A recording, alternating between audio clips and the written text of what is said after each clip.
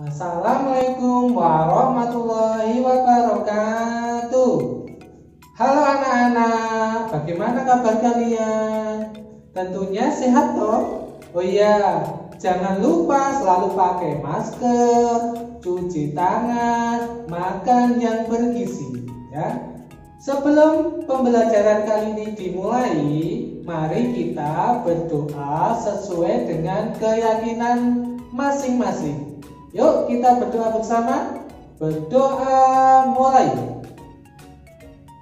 Berdoa selesai. Kali ini kita akan belajar tema 5 tentang pahlawanku, subtema 1 tentang perjuangan para pahlawan.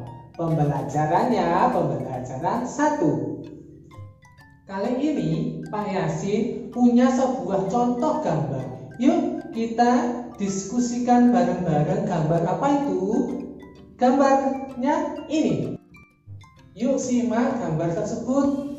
Nah, dari gambar itu kita bisa lihat seorang anak-anak yang menyeberangkan nenek-nenek berjalan. Nah, dari gambar itu apa sih yang bisa kalian ambil? Ayo coba kalian amati, kemudian pelajaran apa yang bisa kalian ambil? Nah, kesimpulannya dari gambar tersebut yaitu anak itu rela menolong kepada nenek-nenek itu yang mau menyeberang jalan. Nah, kita sesama manusia harus saling tolong menolong karena kita itu makhluk sosial. Berikut tujuan pembelajaran.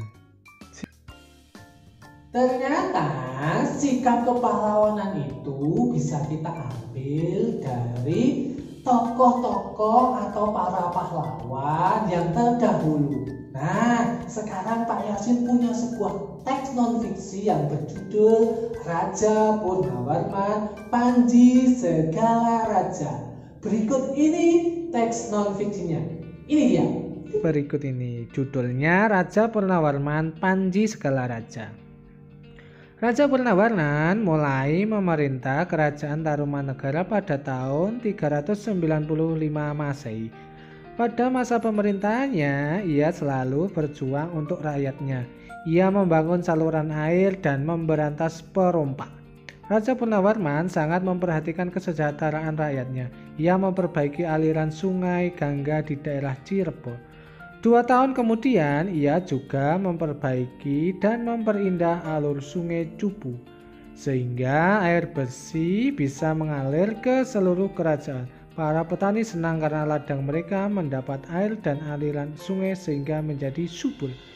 Ladang para petani tidak akan kekeringan.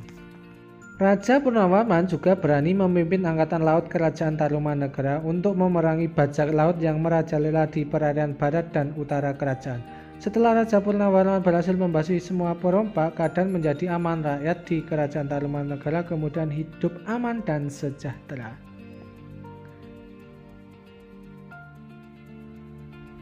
Nah, sebagai wujud kecintaan rakyat kerajaan Tarumanegara kepada Raja Purnawarman, telapak kakinya diabadikan dalam bentuk prasasti yang dikenal sebagai prasasti Ciampeng.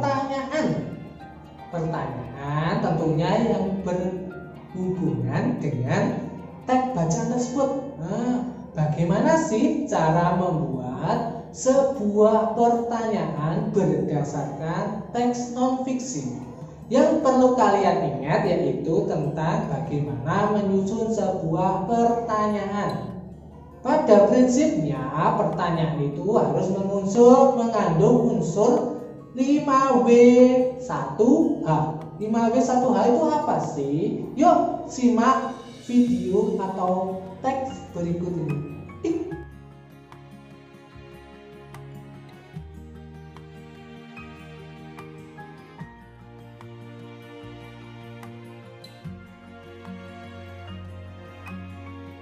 Membuat pertanyaan, kalian juga Pak Yasin kasih tugas lagi. Tugasnya yaitu menuliskan kembali teks tersebut dengan gaya bahasa kalian sendiri. Tapi ingat, harus sesuai dengan ejaan yang benar. Mana yang huruf kecil, mana yang huruf besar, tanda titik, koma, dan lain sebagainya.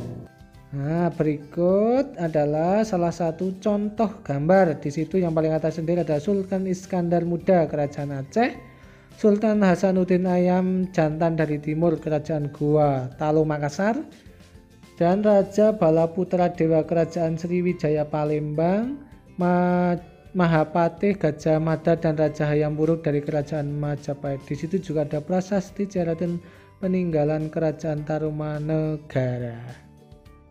Dayu sangat kagum dengan perjuangan Raja Purnawarman. Banyak yang telah dilakukan untuk rakyatnya. Sambil duduk di tepi kolam yang jernih, Dayu masih ingat tentang jasa-jasa Raja Purnawarman, terutama pembangunan saluran air. Ia berpikir pasti saluran tersebut sangat bermanfaat bagi masyarakat saat itu. Dayu terus berpikir sambil memandangi wajahnya yang terpantul di kolam. Tahukah kamu mengapa Dayu bisa melihat dirinya di air kolam? Air kolam bisa memantulkan cahaya. Kamu akan belajar tentang sifat-sifat cahaya melalui percobaan berikut ini. Yuk kita simak. Yang pertama, sifat-sifat cahaya yaitu cahaya merambat lurus. Nah, percobaannya bisa kalian menggunakan 3 karton tebal dan lilin. Lubangi bagian tengah ketiga karton tersebut. Letakkan karton-karton dengan posisi 3 lubang tersebut sejajar dengan cara lilin tepat di belakang lubang. Perhatikan apa yang terjadi, lalu coba menggeser posisi setiap karton sehingga setiap lubang menjadi tidak sejajar. Nah, kalian bisa mencobanya di rumah. Dan yang kedua adalah tentang sifat-sifat cahaya, yaitu cahaya menembus benda bening. Percobaannya bisa dengan cara kamu mengambil senter, kemudian gelas yang bening, kamu pantulkan cahaya senter, akan terlihat. Yang ketiga adalah cahaya dapat dipantulkan. Percobaannya menggunakan 2 cermin datar dan senter. Dengan pantulan cahaya senter menggunakan cermin, coba berbagai posisi cermin berbeda dan gunakan lebih banyak cermin. Sehingga cermin itu cahaya itu akan memantul. Yang keempat, cahaya dapat dibiaskan. Percobaannya menggunakan pensil yang setengah bagian panjangnya berada di dalam gelas berisi air. Nah, di situ akan terlihat gambar pensil itu akan seperti patah atau yang dinamakan dengan dibiaskan.